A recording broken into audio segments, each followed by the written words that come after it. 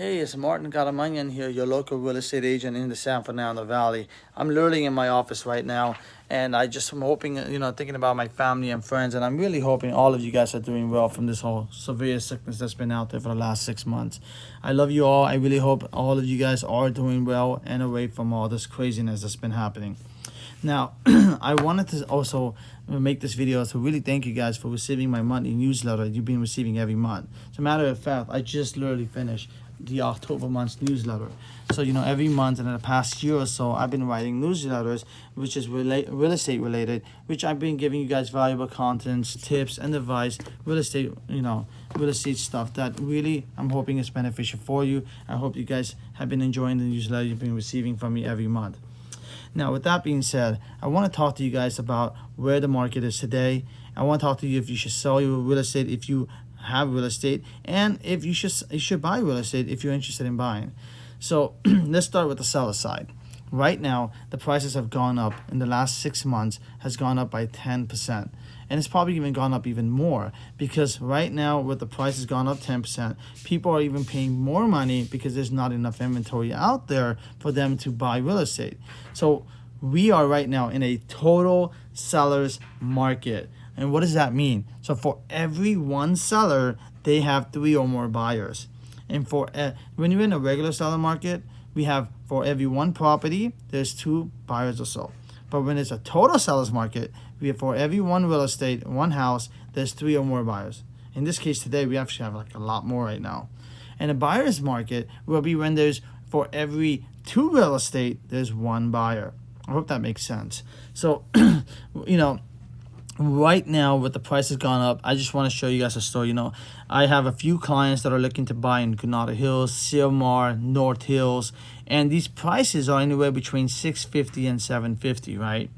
And people, let's say, one of my clients, here's a story where they saw this property at $675. They want to buy this property, and they're offering $40,000 more than the asking price.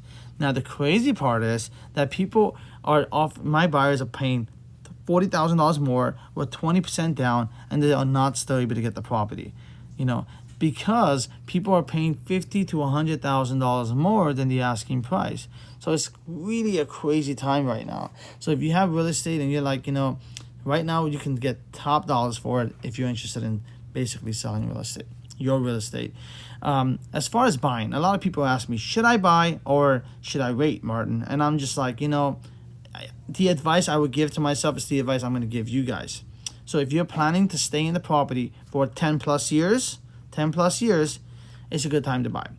And what do I mean? People say, well, why would I buy real estate at the all-time high right now when I can, wait a little bit and buy less? And why are people actually buying now and not waiting?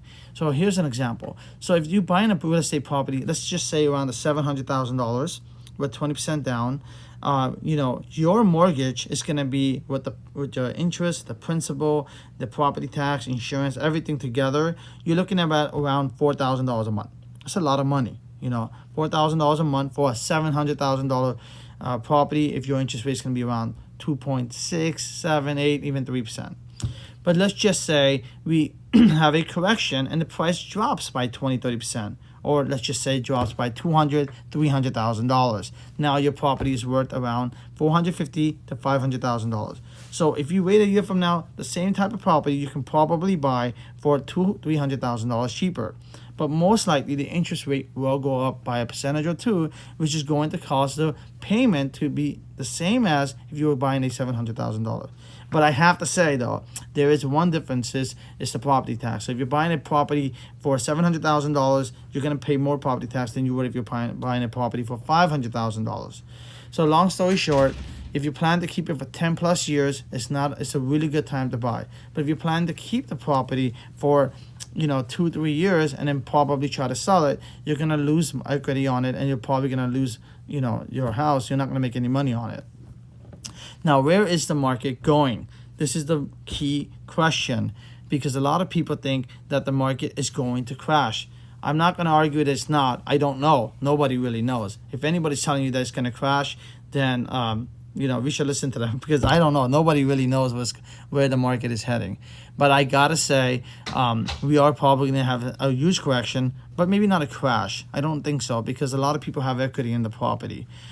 So, the market now with the mortgage forbearance, what that means is basically the government is saying to the banks, you cannot foreclosure for someone who's not able to pay their mortgage today because of the coronavirus, right? The severe sickness. Now, as far as the tenants, there is the moratorium, which is not letting the landlords basically evict their tenants who are not able to pay either. And now 1 in 3 Americans actually are not able to pay their rent or their mortgage. Now, what's happening is that extension is up to December 31st. When December 31st comes, I don't know what's going to happen, what the government's planning, if they're going to keep extending it or if they're going to not do anything about it. Let's just say they decide not to do a thing about it and people then are going to start getting evicted. And landlords are going to end up starting to sell, right? Because they have 6 months to a year of payments they haven't made that they're going to have to pay back the bank. And if they can't pay it, most likely they're going to try to sell it to try to at least, have the amount of equity they still have on it and cash out from it. So what's going to happen is we're going to have a flooded of supplies coming into the market, which is going to cause the prices to go down, which is going to be where prices and demand will equal, and we'll probably see maybe a 10, 20, 30% drop depending on the market you're in. So we're in Los Angeles County, we'll probably see a good 20%. Other places might be more, it might be less. We don't know. But, I want to give you guys more updates as I hear what's going on in the near future. So go ahead and subscribe to my channel, and I'll constantly give you guys updates to the real estate market. I really hope you enjoy this video, and have a nice day.